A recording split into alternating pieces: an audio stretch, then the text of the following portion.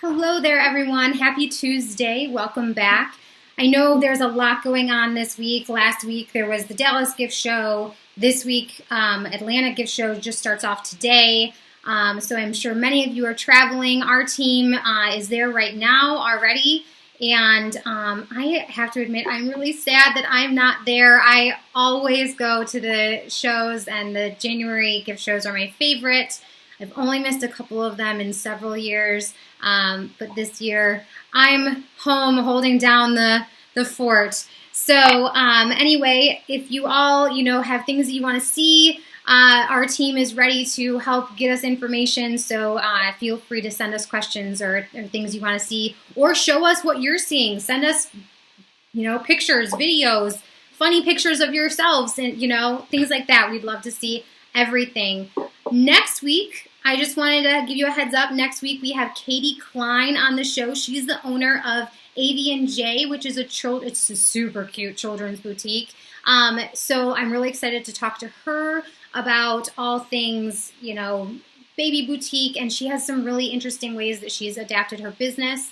So we're excited for that. Tune in next Tuesday. And this week, we have Rachel, who's going to come on in just a second. She is with Rachel Street Press. And we're going to talk about printing today, which is a topic we haven't covered at all yet. And I thought it would be a really great topic to give some knowledge about, because I think there's some, things we kind of don't think about that end up being really important when it comes to printing. Anyway, so we're going to jump in and welcome Rachel on board. Let's see here. Hey there, Rachel. How are you? Hey, I'm great, Camille. Thanks for having me on. Thank you so much for joining us. I'm so excited. I know we had a brief chat yesterday, and it got me very fired up for today's conversation. And I was like, wait a second. I feel like there's already so much more to explore in this topic than I really thought about. But I'm going to start off for all of our viewers. Can you tell us a little bit about yourself? Tell us about some of your background, how you got to where you are today, things like that. Sure. Well, it's exciting for me to be on with you because Ann Sales is a long-time Rachel Street Press RSP client, and that's really the lifeblood of our business, the commercial printing business, our repeat customers. So it's always a very happy day when I get an email or a call from Nicholas placing an order, so I appreciate that very much. My backstory is I actually got started in the printing industry, I think I was about 15 years old, and I just got really interested in the two parts of it, right? There's this artistic component, the graphic design, even the artisan nature of printing, but there's a really technical engineering component to the way the machines work. So it really hit on all the things that I love, and then as I got more involved in the industry, I found out about the business side of it, estimating how much paper and ink you need and all that, and it's like this amazing math problem and just challenge, a puzzle that you're always trying to solve. So over the years, I've had the good fortune to work in a lot of different parts of the industry. I worked on printing presses, paper folding machines. I had a stint at a big ad agency downtown, and then that ultimately led me to the small business printing world. So right out of college, did you know you can get a bachelor's of science in printing? What? Yeah, that's what I did. Yeah, so most people think that it's like an art degree, but it's actually a more technical degree. And then I headed out to Chicago, and I worked for a small print shop in Lakeview. And one thing led to another, and I started my own printing company in 2010. Awesome. I didn't know that, but that really does make sense that it would be a scientific degree, because it is so much more complex. College degrees always make me laugh because, well, I went to college for musical theater. But there, all types of degrees out there. So you really know the ins and outs of this industry, from the technicality to the business standpoint, which I can tell you from us, working with you, and Nicholas heads up our marketing, whatnot. So he has had more of the privilege of working one-on-one with you, but I hear all the backstories and have for years about, how much you're helping us and saving us money, and how, all these little tidbits that we just naturally didn't think of that you have, really save the day, save the day for us sometimes. So it's great to be working with somebody that is so knowledgeable. And that's why we often promote on our show to really find, outsource to find the people that are really experts in their business. And I'm so glad we found you, because you are incredibly knowledgeable. But you do an array of things. You have your printing business. Yeah. You also own the Cook County franchise for Business Network International, or BNI. Yes. So you are also very well versed in networking. And you also, your newest adventure is that you co-host a podcast, Very Vintage. Yes. Yeah. So BNI, Business Network International, we just went through our first rebrand in many, many years. It's the brand new logo as of this spring. I did have a little bit of help with it, as far as I got to do some market research, but I did not put that logo together. We're very impressed with the team that did.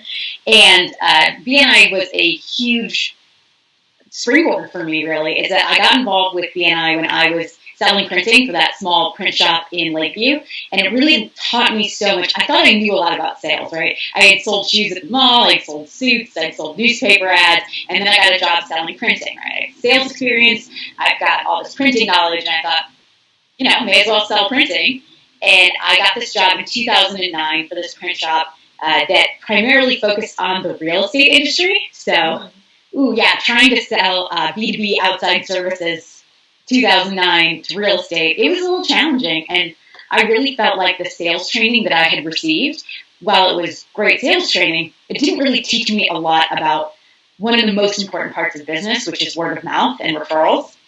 And when I was taught to network, I wasn't taught to network, I was taught to go out prospecting. You go to networking events hoping to meet a customer, right? Most people do. But then when you think about it, if most people are going to networking events to meet customers, but there are no customers going to networking events to buy anything, it's why networking events get such a bad reputation. So I went to all the things. I went to a bunch of chamber meetings. I was in women's groups, trade groups. At my mornings, I had a breakfast that I would go to. In the evening, I was always at stuff, collecting little stacks of business cards. And when you're a commission-based salesperson and you're not bringing in the commission, it can get really frustrating really fast. And no amount of sales training is going to teach you how to build relationships. And I was really lucky that a boss of mine suggested BNI. And he said, it's something a little different. It looks like a networking event, but it's really, just go check it out. And so I saw the time, 7 o'clock in the morning, and I thought, oh, gosh, all right. And I got there, and I realized that it wasn't your typical networking event. It wasn't an event at all. It was a group of accountability partners. And one of the hallmarks of BNI is one person per profession, so that you can really focus on building those relationships. So right away, I wanted the printing seat, and after about 6 months of developing really deep relationships with the people in my group, so there were attorneys, financial people, a banker, just people that I wouldn't have normally had access to at the time I was about 22 years old.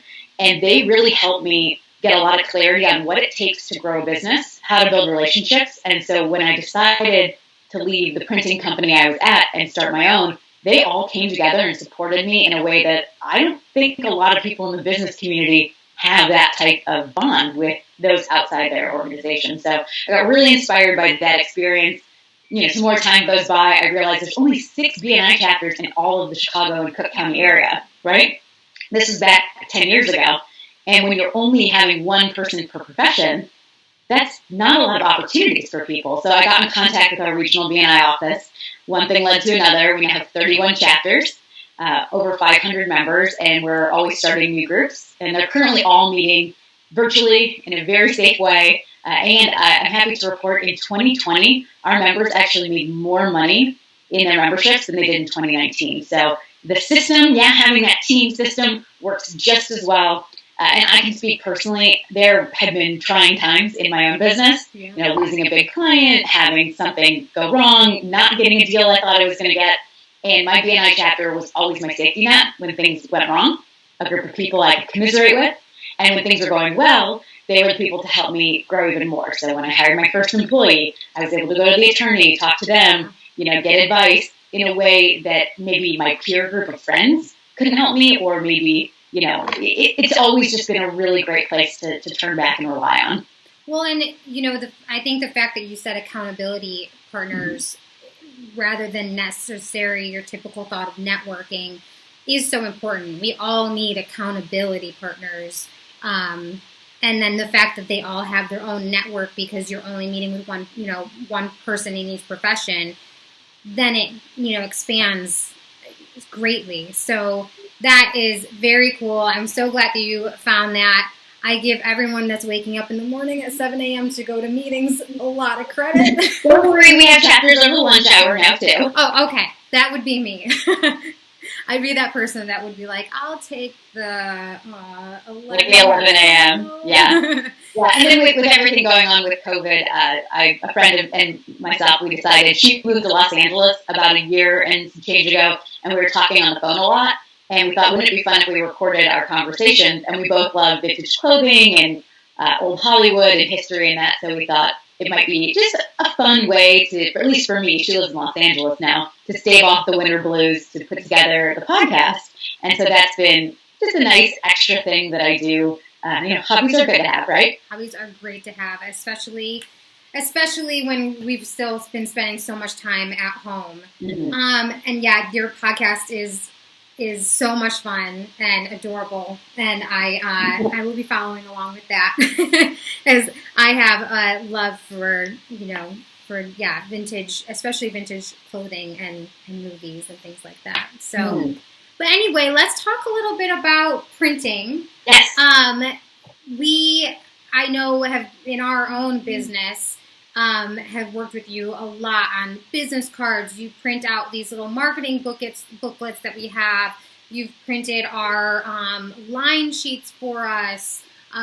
There's probably a lot of other things that you've printed out. Yeah, one thing that I love printing for you guys is we do these labels that you guys put on the catalogs. Yes. These adhesive labels. Yep, and we have, often we do business cards and labels for just, our overall business as well as our reps. So we often, have different types of labels, and all of our reps can order through us at any time, and then we, send it on to Rachel.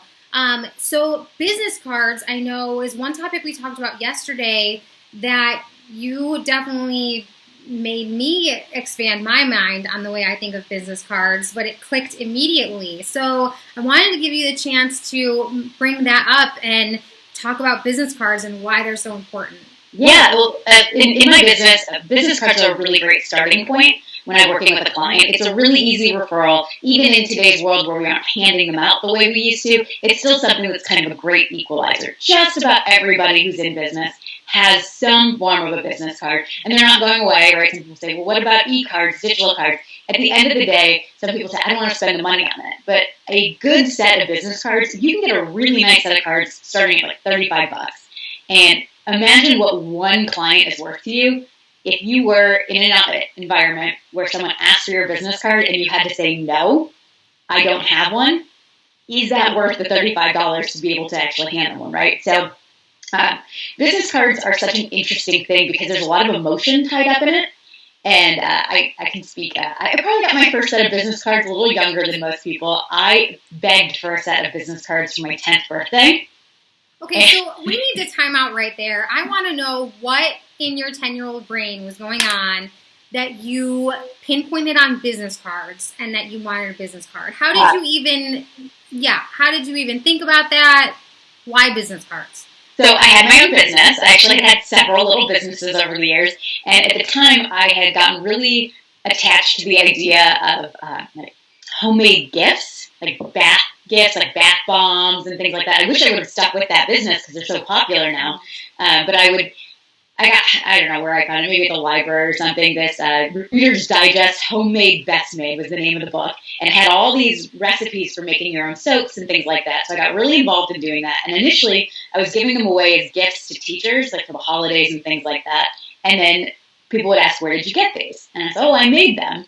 And one thing led to another, and I started making them and selling them, putting together little gift baskets, to the point where I did our school's, my elementary school's craft fair. Most of the time it's parents signing up for it. And I remember coming home with a couple $100. And that was the day my mom went into business with me for the bath product business. And that's what I wanted the cards for. They had my parents' home phone number on them. A family friend had given them to me. So they didn't even have my name. They had a nickname, a childhood nickname of mine on it. And I still have a few of them. But I remember getting them in the mail. They got shipped to my house. And they were these white, like 80-pound white business cards with black thermography, so raised lettering. And to see the name of my business and my name on the business cards, and I had 500 of them, it was just so incredible to me because I thought, these 500 little pieces of paper represent 500 potential clients. Like, that's where my brain went. And it's when I got my first set of business cards for my very first job out of college, it was that same feeling. When I opened up the box and I saw these cards, and every time I see a customer and they get their first set of business cards or a new set, it's that same really exciting feeling. And I noticed that early on in my career at the small print shop I worked at, and then on and on.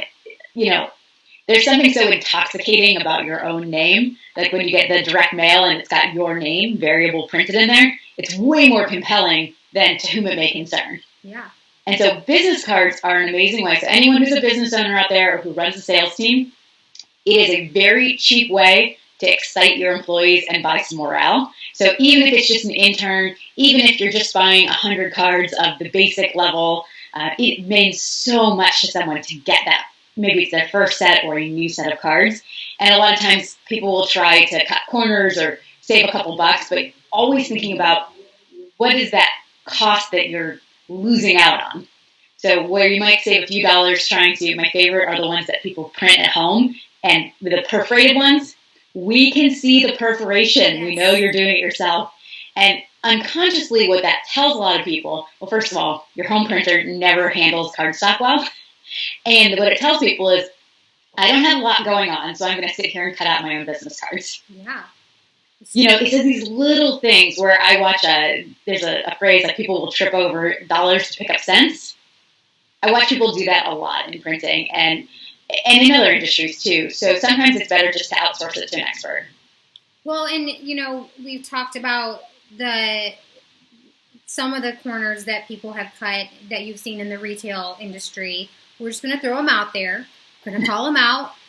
We know there's people that will produce business cards for their business and then have your employees write in their own name rather than getting them printed for each of them.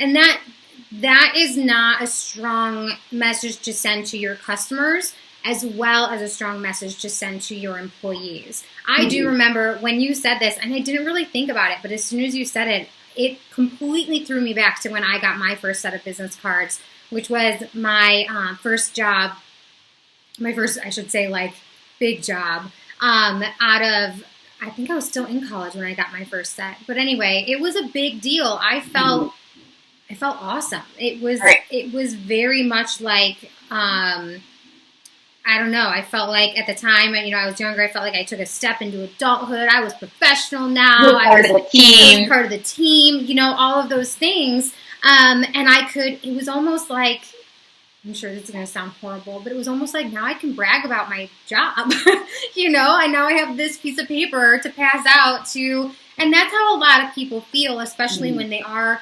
There are a lot of employees that are so passionate in the retail business about their stores. And they want to brag about their job and about the store that they're working at. And, it's a little way to maybe give them almost like a little sense of piece of ownership.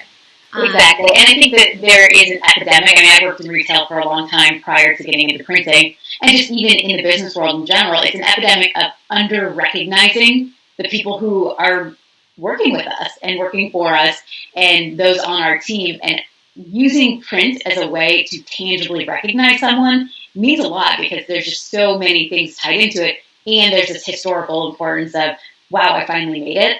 Yeah. So I think that if you're looking for a way to feel connected to your staff, and right now, when everything started changing, March, April, we have several clients, and one reason why we love working with Ann Sales is that we drop ship to all 50 states in Canada. So having sales staff in different areas of the country isn't an issue. We can provide the same color, same paper, all that.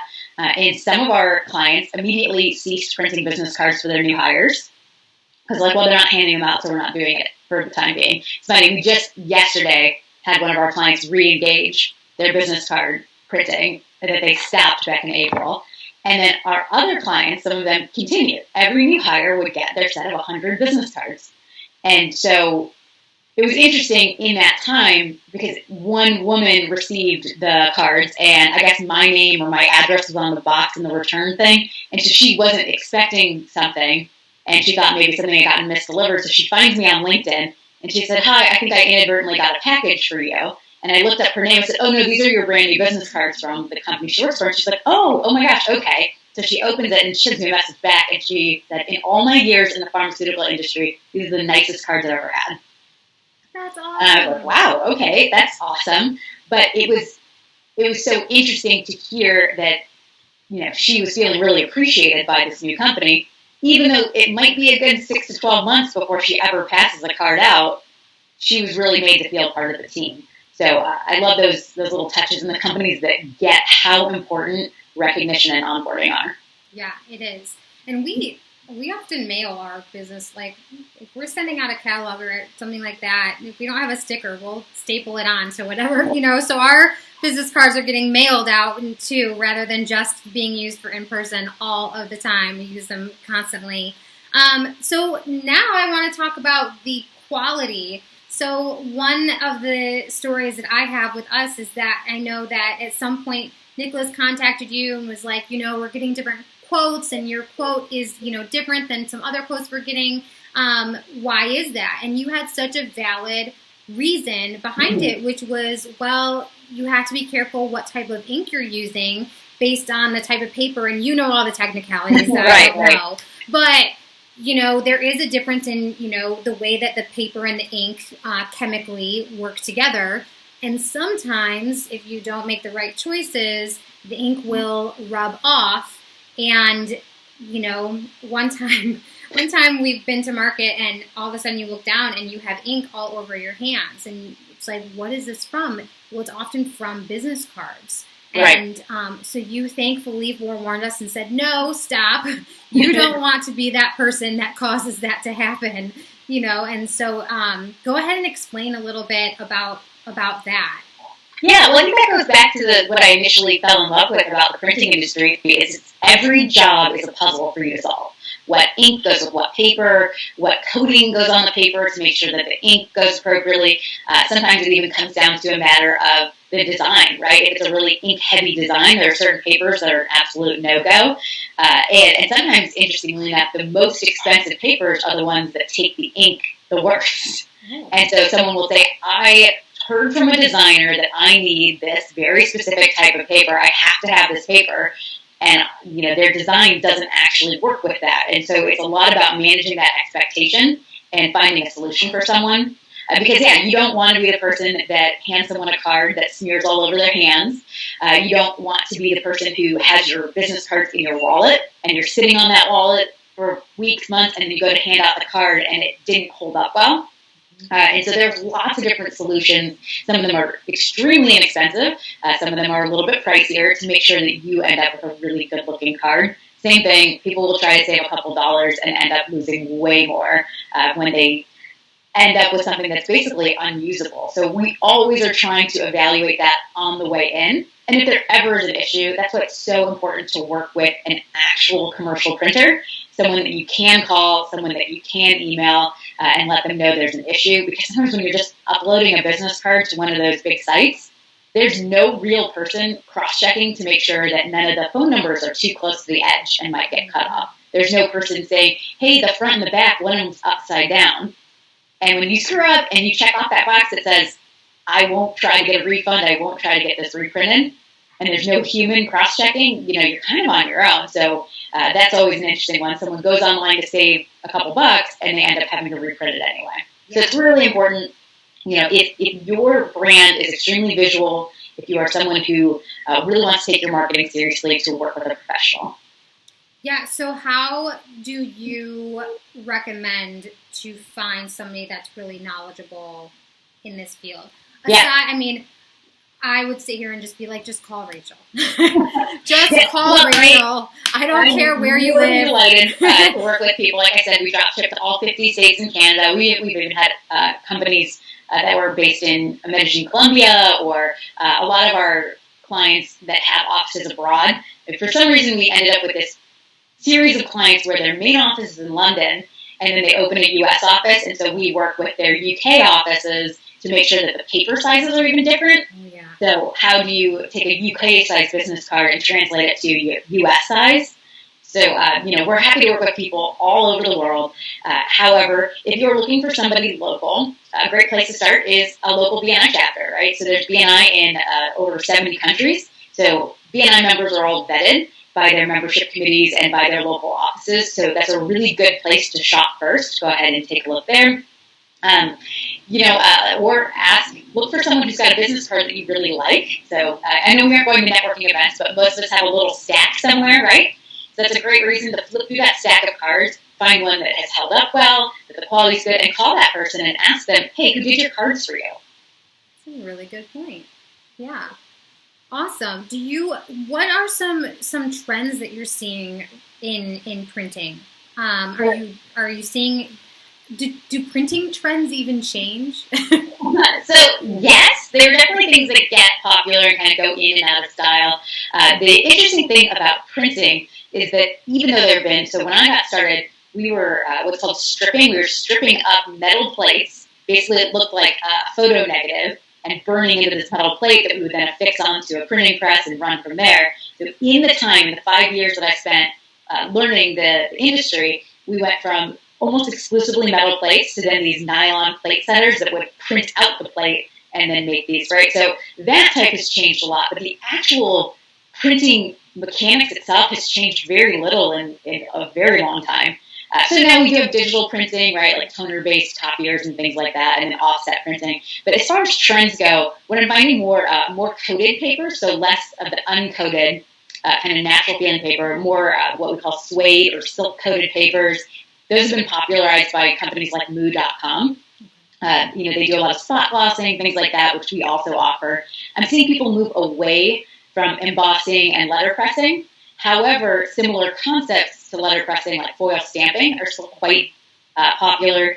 And then I've been seeing as a big trend lately, super thick cards with the edges painted a special color. So maybe your brand's color. So that's a tricky area because you really have to think about who your customer is. Sometimes I find that people get such fancy business cards that someone will get scared by their business card and think, you're too expensive for me. That's a really good point. Yeah, so that's a conversation I try to have with customers too, is who are you handing this to or mailing this to? Who's your ideal client? Because if you're trying to be, a budget mattress company, you don't need 32-point thick foil stamp business cards. Yeah. If you are a high-end lawyer with a certain retainer dollar amount, maybe you do want. So it really just comes down to it. Even our business cards, they're on the kind of higher to mid-range of what we do.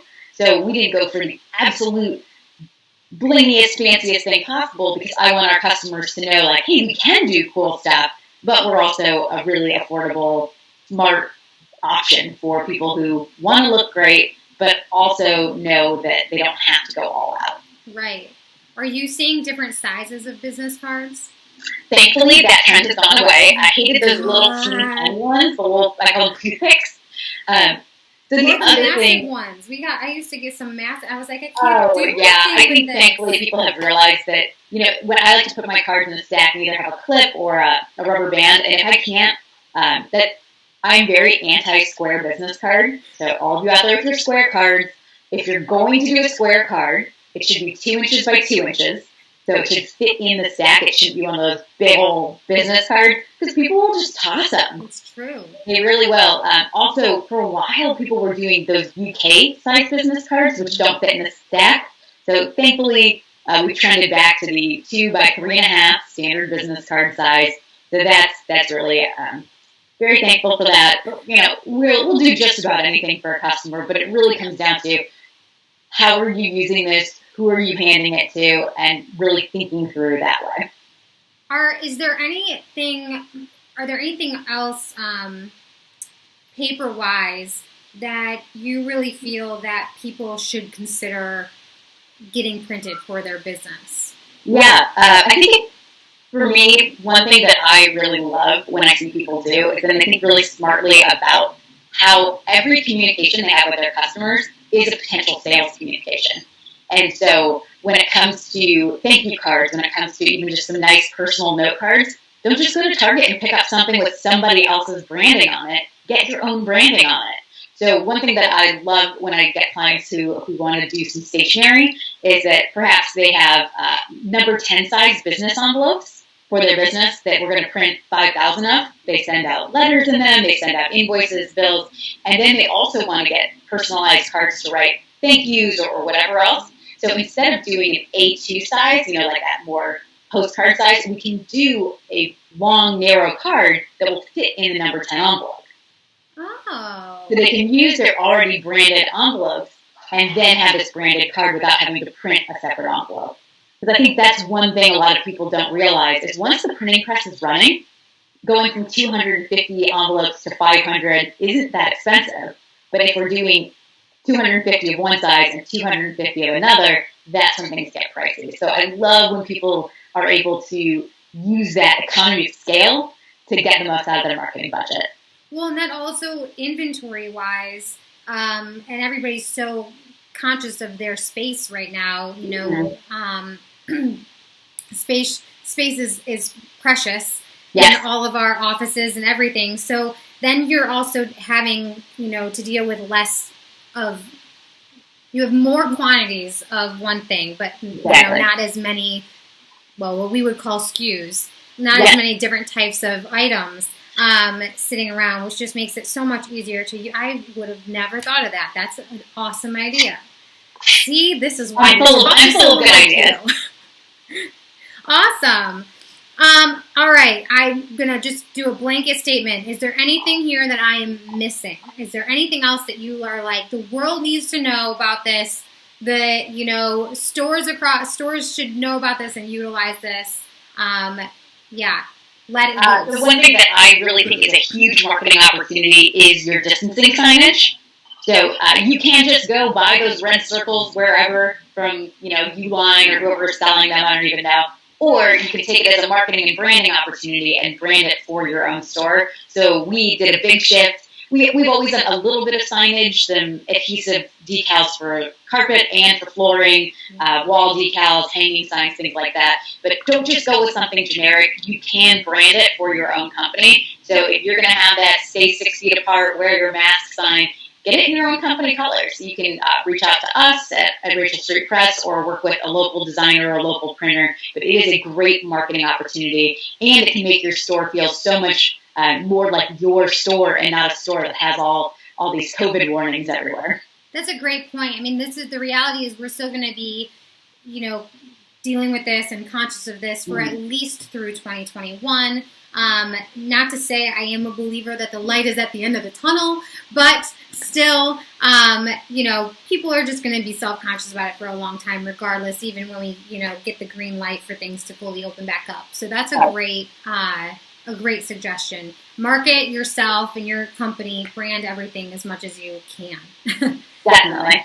All right, Rachel. Well, I'm going to. Wait. I had two things that I was told to ask. Okay. From Nicholas, specifically about networking. Okay. So he said, how do you ask for a referral? Or how do you ask for what you're looking for? And by that reaction, I already know that you know what he's talking about. So I will let you take it away. Yeah, so how do you ask for referrals? Short answer, very carefully. And the reason why I say that is that this isn't my language. I'm sure I read it or heard it somewhere. But a relationship, whether it's a personal or business relationship, it's kind of like a bank account, right? You have to be making deposits in before you ask for something out, or you're going to overdraft it and you're going to make somebody feel weird or uncomfortable.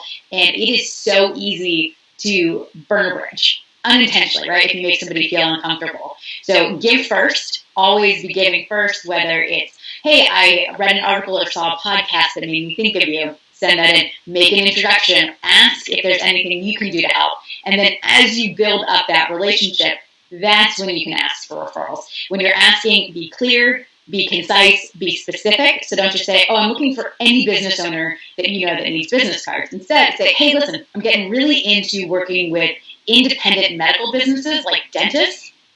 Would you be comfortable next time you're at your dentist's office asking the person at the front desk who does their printing? I know you're going to be sitting around waiting for your appointment. So if you're open to that, maybe here's my card, here's my brochure. So really making it so easy that people will say, yeah, of course.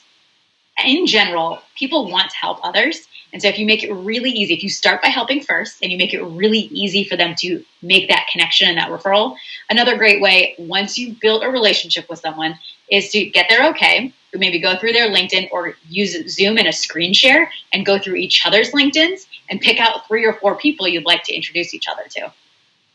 Very cool. I love it. Well, you already talked about his second question, which was the topic of giver's gain. So, to really make sure that you are keeping in mind to be one that is also giving and helping rather than just being the one to always receive. It's pretty important in life, right? Very much, very much. Well, I'm going to lead into actually, before I do that, we need to ask, where can we find you?